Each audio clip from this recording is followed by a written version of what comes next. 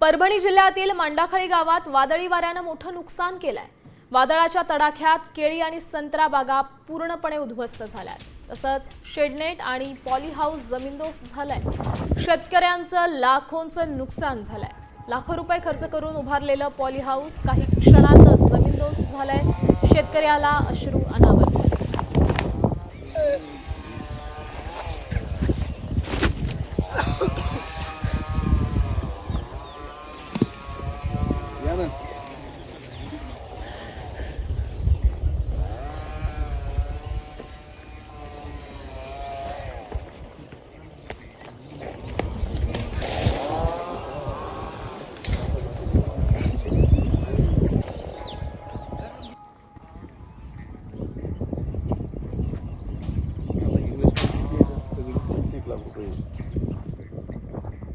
या वादळी वाऱ्यामध्ये अतोनात नुकसान झालंय।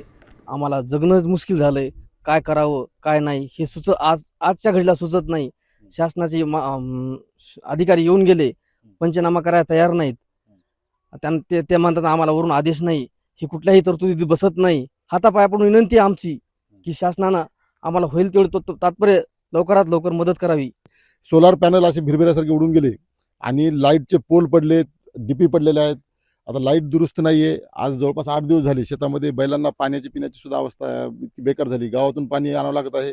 शेतकऱ्यांच्या शेतमजुरात सुद्धा पाण्याचा प्रश्न निर्माण झाला आहे। एकंदरीत परिस्थिती खूप गंभीर झालेली आहे। तर माझी प्रशासनाला, राज्य शासनाला विनंती आहे की तात्काळ त्याच्यावरती तुम्ही कार्यवाही करून कसल्याही प्रकारची शेतकऱ्याला उभा राहण्यासाठी, कारण पेरणीचे दिवस आहेत, आर्थिक परिस्थितीमध्ये अगोदर शेतकरी पिसलेला असताना एक लवकरात लवकर मदत करण्यासाठी शासनाने पुढे येऊन जबाबदारी घ्यावी।